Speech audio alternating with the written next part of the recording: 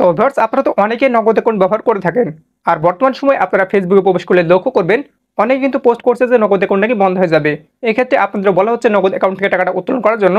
পাশাপাশি ভিউয়ার্স, অনেকের ক্ষেত্রে দেখা যাচ্ছে মূলত নগদ অ্যাকাউন্টে কোনো ধরনের ওটিপি আসছে না, ফলে আপনারা নগদ অ্যাপে লগ ইন করতে পারছেন না, এমনকি টাকাটা কিন্তু উত্তোলন করতে পারছেন না। তো আজকের এই ভিডিওতে কথা বলবো আসলে নগদ অ্যাকাউন্ট বন্ধ হবে কিনা। তো ভিউয়ার্স, আপনারা সকলে জানেন বাংলাদেশের যে সাবেক প্রধানমন্ত্রী ছিল শেখ হাসিনার ছেলে সজীব ওয়াজেদ জয়ের হাত ধরে কিন্তু নগদ অ্যাকাউন্টের যাত্রা শুরু হয়। এক্ষেত্রে ভিউয়ার্স, শেখ হাসিনা যেহেতু পদত্যাগ করেছে, এমত অবস্থায় নগদ অ্যাকাউন্ট মূলত চালু থাকবে কিনা, চলুন আজকের এই ভিডিওর মাধ্যমে সম্পূর্ণ বিস্তারিত দেখে নেওয়া যাক।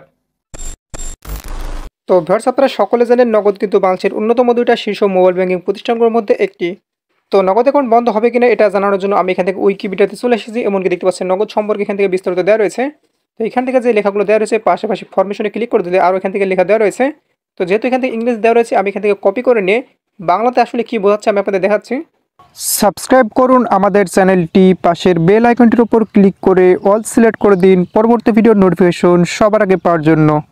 তো ওখানে ইংরেজিতে যে লেখাটি দেওয়া ছিল সেটার বাংলা করলে যে অর্থটি আসে আপনারা এখান থেকে লক্ষ্য করুন। এটা বাংলাদেশ পোস্ট অফিসের পূর্বে চালু করা পোস্টাল ক্যাশ কার্ড এবং ইলেকট্রনিক মানি ট্রান্সফার সিস্টেম এর নতুন সংস্করণ। এর সদর দপ্তর ৩৬ কামাল আতাতুর্ক এভিনিউ, বনানী, ঢাকা ১২১৩, বাংলাদেশে অবস্থিত। দেশের দ্বিতীয় ইউনিকর্ন নগদ একটি ইউনিকর্ন স্টার্টআপ হওয়ার মাইলফলক পৌঁছানোর জন্য বাংলাদেশের দ্রুততম কোম্পানি হিসেবে পুরস্কৃত হয়েছে। এটি দেশের প্রথম ডিজিটাল ব্যাংকও।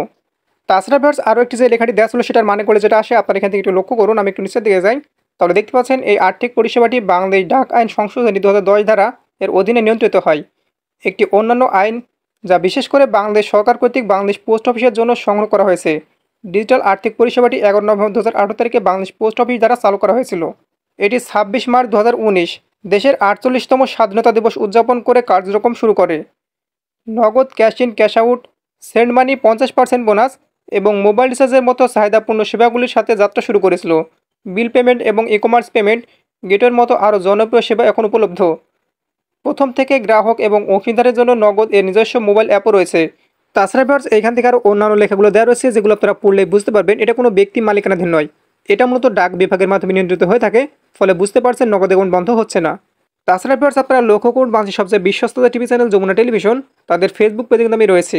তো যদি কোনো কারণে নগদ অ্যাকাউন্ট বন্ধ হতো তবে সেক্ষেত্রে কিন্তু তারা পোস্ট করতো, কিন্তু আপনারা প্রবেশ করে লক্ষ্য করবেন কোনো ধরনের কিন্তু নগদ অ্যাকাউন্ট বন্ধের পোস্ট করা হয়নি। তাছাড়া ভিউয়ার্স, আপনারা লক্ষ্য করবেন অন্যান্য টিভি চ্যানেলে কোথাও কিন্তু বলা হয়নি যে নগদ অ্যাকাউন্ট বন্ধ হচ্ছে। আর একটা কথা আপনারা মনে রাখবেন, যে কোনো আর্থিক প্রতিষ্ঠান কিন্তু এত সহজে বন্ধ হয় না। আর যেহেতু নগদ একটি বাংলাদেশের অন্যতম মোবাইল ব্যাংকিং সর্বোচ্চ প্রতিষ্ঠান, সেক্ষেত্রে নগদ অ্যাকাউন্ট কিন্তু বন্ধ হবে না।